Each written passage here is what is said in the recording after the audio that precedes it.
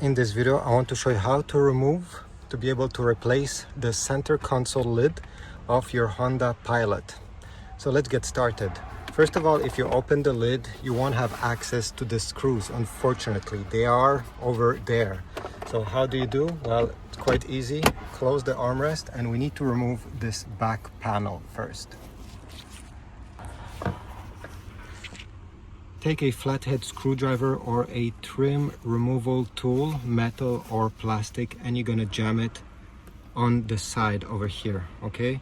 The tool needs to be thin enough to slide in between these two pieces.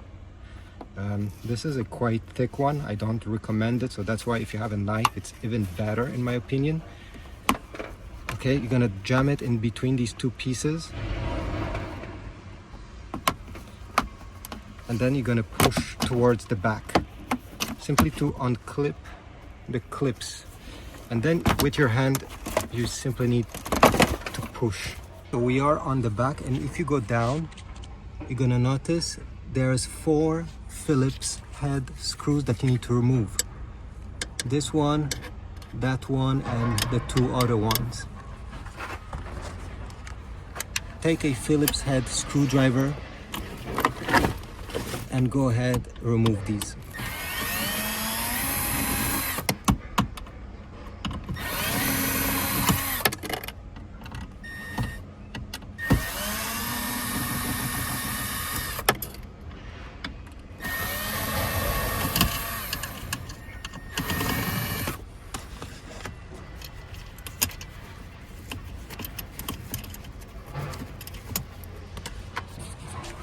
And just like that,